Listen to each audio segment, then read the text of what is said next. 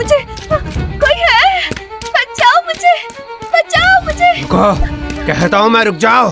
भाग कर आखिर कहाँ जाओगी? तुम्हें आज मेरे हाथों से मरना ही होगा। बचाओ मुझे, कोई है क्या? बचाओ मुझे, बचाओ।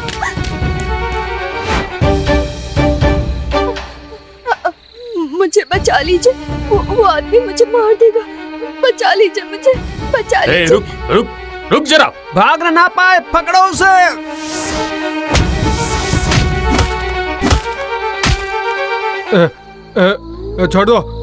छोड़ दो मुझे, आज मैं उसे मार डालूंगा। अच्छा, तुम्हारी इतनी हिम्मत? चलो चलो, लेकर चलते हैं जमींदार के पास। हाँ, आप भी चलिए हमारे साथ। इसने आपके साथ क्या अन्याय किया है, बिना डर के सब कुछ बता दीजिएगा उन्हें।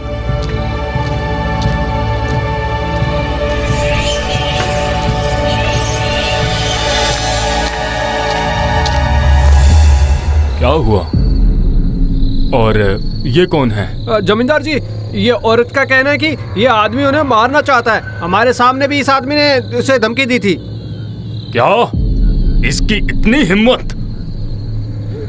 बस इतना ही नहीं जमींदार जी, इसने मेरे पति का भी खून कर दिया। क्या? खून कर दिया है? हे सिपाही, जाओ इसके घर जाकर देख कर आओ तो क्या ये सही बोल रही है? जी जमींदार साहब।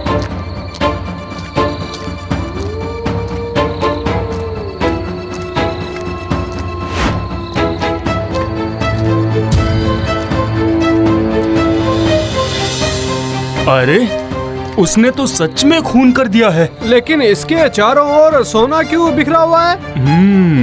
मामला कुछ उलझा हुआ लग रहा है। चलो जल्दी जल्दी जमींदार जी को सब कुछ बताना होगा।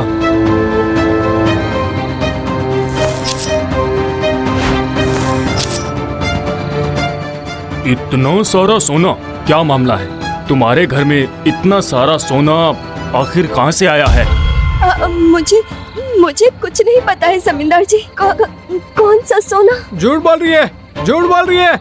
उसने और उसके पति ने सब कुछ मिलकर चुरा लिया है। नहीं नहीं, बिल्कुल झूठ नहीं, कोई झूठ नहीं। हमने कोई सोना नहीं चुराया। सिर्फ चोरी ही नहीं, खून भी किया है इसने। क्या? एक और खून? हाँ जमींदार जी, उन्होंने अपने ही बुआ को मार डाला। जो ये बोल रहा है, क्या ये सच है? नहीं नहीं, सब झूठ है जमींदार जी, सब झूठ है। हाँ, मैं सच कह रहा हूँ, ये झूठ ये सब गांव वाले बताएंगे। आप उनसे पूछिए, उनके पास उनकी बुआ थी कि नहीं है, और अब वो कहाँ है? ठीक है, मैं अभी सिपाही भेजता हूँ। सिपाही उस औरत के पड़ोसी को पकड़कर जमींदार बाबू के पास ले आए। क्या तुम इस औरत को जानते हो? जी जमींदार जी, वो राधा है। वह हमारे पड़ोस में हरीश की पत्नी है। क्या इनके घर में कोई बुजुर्ग औरत रहती थी क्या? हाँ जमींदार जी, हरीश की एक विधवा बुआ उनके साथ ही रहती थी। लेकिन क्या? लेकिन वो कुछ दिनों से नजर नहीं आ रही है। मैंने हरीश से पूछा तो उसने कहा कि गुस्से में उसकी बुआ कहीं चली गई है। क्या हुआ राधा? क्या अब तुम सब सच बताओगी? और ये भी कि तुम्हारे पास इतना सारा सोना कहाँ से आया? अब बताओ। बताती हूँ जमींदार जी, बताती हूँ। मेरे पति के एक बड़े भाई थे। उनके बड़े भाई रहते थे पास के गांव में, और हम लोग यहाँ पर रहते थे। और साथ में रहती थी मेरे पति की एक विधवा बुआ। उन्हें मैं बिल्कुल बर्दाश्त नहीं कर पाती थी। एक दिन, इतनी देर हो गई है, भूख से जान निकल रही है। देखना पड़ेगा, एक बार देखती हूँ जाकर।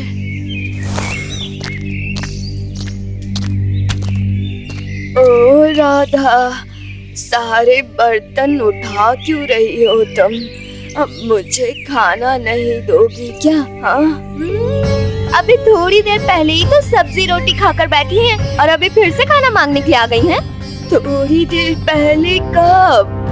वो तो सुबह ही तुमने एक रोटी दी थी मुझे, और अब तो दोपहर हो गई है बेटी। मैंने आपके लिए खाना नहीं बनाया है, जो खाना था वो खत्म हो गया। क्या कह रही हो? कुछ भी नहीं है, बहुत जोर की भूख लगी है। अगर इतनी ही जोर की भूख लगी है तो मेरा इंतजार किए बिना अपना खाना जुगाड़ कर सकती है ना। इस उम्र में अब क्या करूंगी बताओ?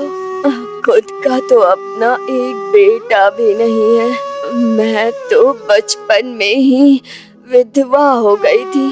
ससुराल वालों ने भी घर से निकाल दिया। निकाल दिया और आप यहाँ आ गई? हाँ, तो आते समय अपने गहने, संपत्ति का हिस्सा ये सब तो ला ही सकती थी ना।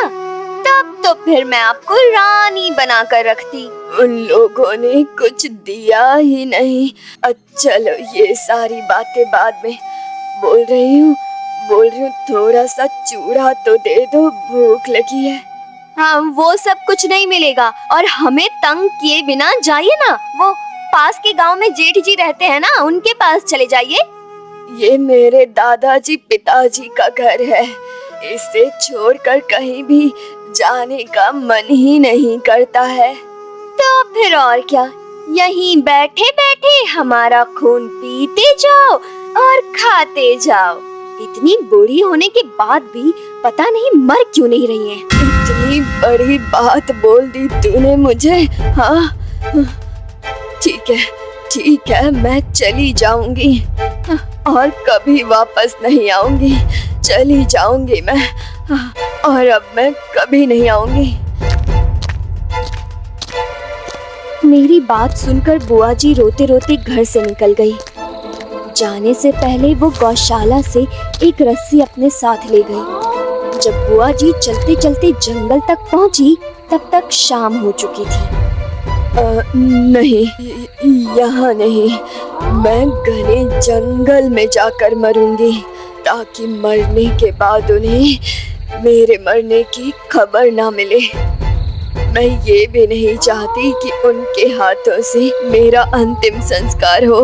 बिल्कुल नहीं। यही सोचते हुए बुआ जी धीरे धीरे जंगल के अंदर चली गई और जैसे वो एक पेड़ के ऊपर रस्सी डालकर फांसी लगाने वाली थी तभी उनके कानों में कहीं से दो लोगों की आवाज आई। बहुत सारी संपत्ति इकट्ठी हो गई है, क्या कहते हो? बढ़िया है ना? अरे सरदार जी, ये भी कोई कहने वाली बात है? हाँ? और उनके सामने ढेर सारा सोना, चांदी और कीमती चीजें रखी थी। जमा की गई संपत्ति को हम आपस में बांट लेंगे और फिर आराम से जिंदगी जिएंगे। लेकिन उससे पहले मैं एक बड़ी और लूट करना चाहता हूँ सरदार। हमारे जासूस शंकर एक बहुत बड़ी खबर लेकर आया है। क्या खबर लाया है वो? इस गांव में जमींदार की बड़ी बेटी की शादी है, इसीलिए बहुत सारा सोना और पैसा होगा उनके घर पर। खैर, ये डकैती हमारी आखिरी डकैती होगी। हाँ सरदार, अगर हम ये डकैती करें तो उसके बाद हमें कोई चिंता नहीं रहेगी। चलो अब इस सोने को और इन कीमती चीजों को इस बोरे में रखकर इस पेड़ के नीचे गाड़ देते हैं। आज रात को जमींदार के घर डकैती करेंगे और सारा माल लूटकर बांट लेंगे आपस में, फिर हम बहुत धनवान हो जाएंगे। सरदार के कहे अनुसार उन्होंने सोने से भरा एक थैला जमीन के अंदर गाड़ दिया। उनकी बातें सुनकर बुआ जी पहले तो चौंक गई और फिर सोचा, इतना सोना चांदी अगर मैं हरीश को दे पाती तो वो तो मुझे सिर पर बिठा लेता और मेरी सारी परेशानी खत्म हो जाती। लेकिन लुटेरे तो आज रात को ही वापस आएंगे, तो फिर क्या मैं एक काम करती हूँ, जमींदार जी के पास जाकर इस डकैती की खबर दे देती हूँ। अगर वो लोग पकड़े गए तो मैं ये सब हरीश को दे दूंगी और उसकी पत्नी फिर मुझे परेशान कभी नहीं करेगी। मुझे परेशान करना बंद कर देगी वो। अब जल्दी जल्दी मुझे वहाँ पर पहुँचना पड़ेगा।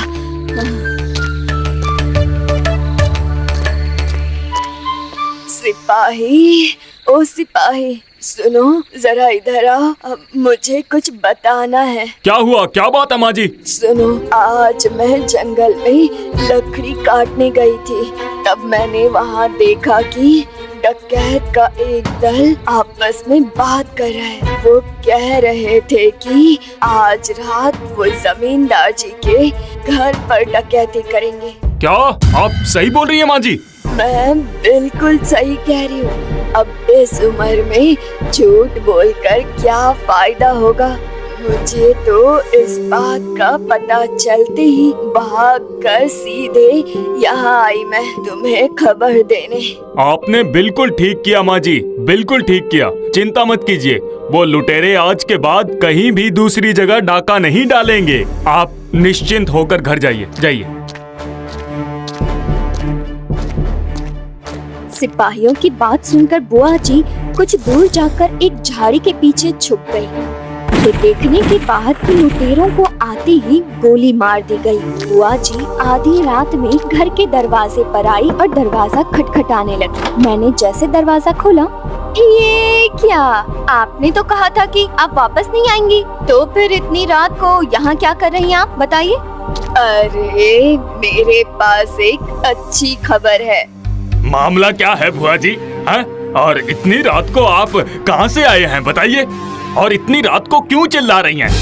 अरे चिल्ला क्या, ऐसे ही रही हूँ। मुझे एक गुप्त खजाने का पता चला है। क्यों जी, आपकी बुआ का दिमाग क्या बिल्कुल खराब हो चुका है? वो तो मैं देख ही रहा हूँ, इतनी देर रात को घर आए हैं और अरे रुको बाबा रुको, पहले सुनो मैं क्या बोल रही हूँ।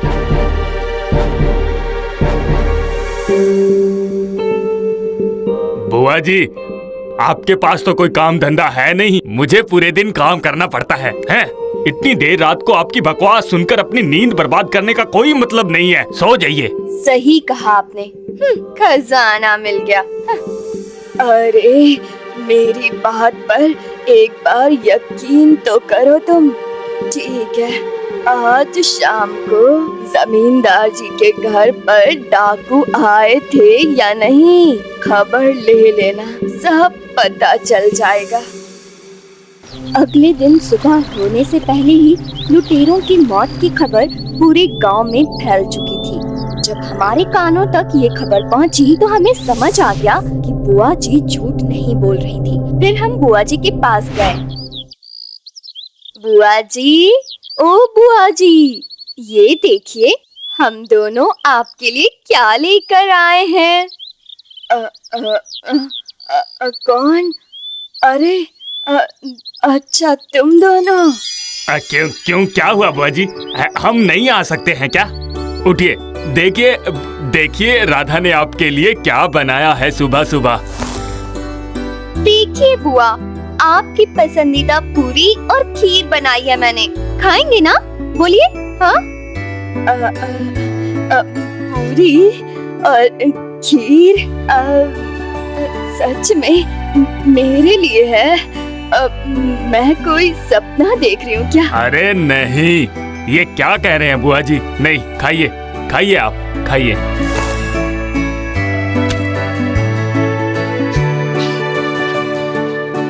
वो मैं कह रहा था कि बुआ जी, कल रात आप खजाने के बारे में बोल रही थी ना, वो बात सच है क्या? हाँ बोल तो रही थी मैं, लेकिन तुम लोग तो यकीन ही नहीं कर रहे थे। अरे नहीं नहीं, यकीन है। हमने दरअसल कल रात हम थोड़ा परेशान थे ना, इसीलिए आपके साथ ऐसा बुरा बर्ताव किया हम दोनों ने। उसके लिए हमें माफ कर दीजिए। आप किसी बात का बुरा मत मानिएगा बुआ जी। हाँ बुआ जी, क्या मैंने कभी भी आपके साथ गलत व्यवहार किया है? बोलिए तो। मैं तो आपको अच्छा खाना खिलाना चाहती हूँ, लेकिन पैसे की बहुत कमी है ना, इसी वजह से थोड़ा सा वो सब। इसीलिए तो मैं कह रही हूँ कि मेरे साथ चलकर देखो जरा, अगर वो खजाना मिल जाए तो फिर कोई कमी नहीं रहेगी। हाँ हाँ बुआ जी, चलिए चलिए अब चलते हैं, चलिए। इसके बाद बुआ जी हमें जंगल में उसी जगह लेकर गईं। हमने वहाँ जमीन खोदकर खजाने से भरी बोरियां बाहर निकाली। इतने सारे खजाने एक साथ देखकर बुआ जी जब पागलों की तरह सब कुछ हाथ में ले रही थी, तब मैंने पति को थोड़ा दूर ले जाकर कहा, ए जी, इतना सारा सोना, इतने में तो हमारी अगली 7 पीढ़ी भी गुजारा कर लेगी। वो तो है ही भाग्यवान, लेकिन अगर बुआ जी ने किसी आदमी को इस बारे में बता दिया तो सब लोग हमें चोर समझेंगे, तब हम क्या करेंगे? और ये सारा खजाना भी हाथ से चला जाएगा। हाँ सुनिए, गांव के लोगों को पता चले या ना चले, लेकिन ये गुप्त धन किसी को तो देना पड़ेगा। किसे? क्यों? आपके बड़े भैया। अगर इस बुढ़िया ने जाकर उन्हें सब बता दिया तो? अरे नहीं, कुछ नहीं हो सकता। कुछ तो करना पड़ेगा भाग्यवान।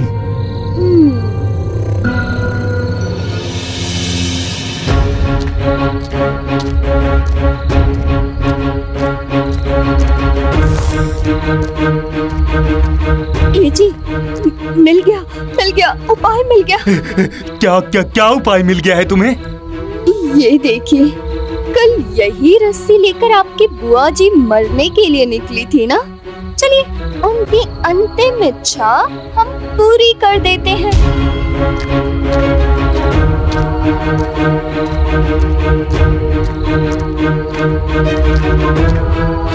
सुनो, और देरी मत करो। चलो इस खजाने को लेकर घर चलो जल्दी करो। खजाना लेकर हम तो घर वापस चले जाएंगे बुआ जी, लेकिन आप वापस घर नहीं जा सकती हैं। क्या मतलब? क्या कहना चाह रहे हो? मतलब ये है कि ये रस्सी लेकर कल आप मरने आई थी ना यहाँ। इसी रस्सी से अब आपको दुनिया से हटाएंगे। क्या बोल रहे हो ये तुम लोग? मैंने तुम्हें इस खजाने के बारे में बताया और तुम लोग मुझे ही नहीं, मारो मत मुझे, छोड़ दो, मत मारो। अगर आपको छोड़ दिया तो आप जाकर बड़े भैया को बता देंगी और फिर उन्हें भी खजाने का हिस्सा देना पड़ेगा बुआ जी, इसलिए आपको मरना होगा। नहीं, छोड़ दो, मैं कुछ नहीं करूंगी, नहीं बताऊंगी किसी को। अरे नहीं, अब तो आपको स्वर्ग की यात्रा करनी चाहिए बुआ जी। जाइए, आप अब मर जाइए।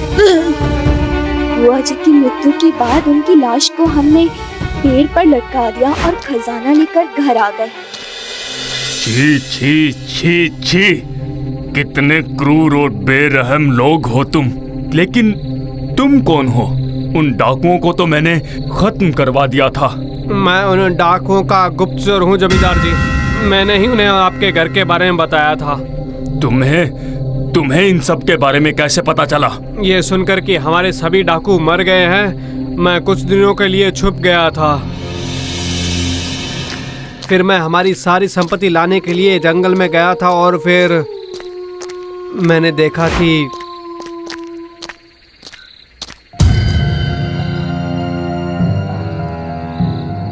ये क्या, हमारी सारी संपत्ति कहाँ चली गई? उन लोगों ने तो यहीं पर रखी थी, या किसी ने कहीं चुरा तो नहीं ली इसको? ये इतनी गंदी बदबू कहाँ से आ रही है? अरे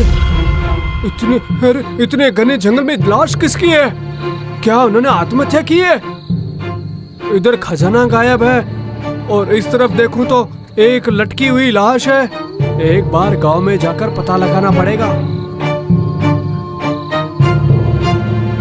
फिर वापस आने के बाद मुझे पता चला कि इस हरीश की बुआ काफी दिनों से गायब है और जब से वह गायब हुई है तब से हरीश की हालत में सुधार हुआ है। सारी घटनाओं को मैंने मिलाया और आज रात मैंने चुपचाप उनके घर के पीछे वाली खिड़की से झांका। ए भाग्यवान, तुम ये रोज रोज नए गहने पहनती हो वो ठीक है, लेकिन गांव के सभी लोग हम पर शक करने लगे हैं। शक करते हैं तो करने दीजिए। अब उनकी वजह से क्या मैं गहने पहन कर भी ना घूमूं? बताइए तो। जैसा कि तुमने कहा, मैंने बुआ जी को मारकर जंगल के पेड़ पर लटका दिया, लेकिन अब पकड़े गए तो सब कुछ चला जाएगा। कुछ भी नहीं होगा, आप ऐसे डरिए मत तो। ऐसा है, रुको अभी देता हूँ मैं तुमको सोना।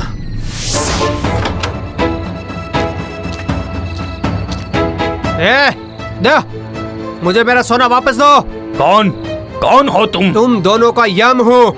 ये सारा सोना मेरा है, मुझे वापस करो। नहीं नहीं, कभी नहीं दूंगा। इसी में भला है कि वापस दे दे, वरना मुझे अच्छे से पता है कि मैं वापस कैसे लूंगा। इसी तरह कुछ देर और बातचीत के बाद हम एक दूसरे से लड़ने लगे और तभी मैंने उसकी छाती में एक चाकू घोंप दिया और वो तभी मर गया। इसके बाद क्या हुआ ये सब आपको तो पता ही है। छी छी छी, सिर्फ पैसों के लालच में ऐसा गलत काम करते हुए तुम लोगों को बिल्कुल भी शर्म नहीं आई? तुम लोगों की सिर्फ एक ही सजा हो सकती है, मौत की सजा। सिपाही! जी जमींदार जी। इन दोनों पापियों को कल सुबह सूली पर चढ़ाने की व्यवस्था करो, वो भी जल्दी। और हरीश के घर से सारा सोना लाकर उन लोगों में बांट देना जिनके घर से चोरी और डकैती हुई है।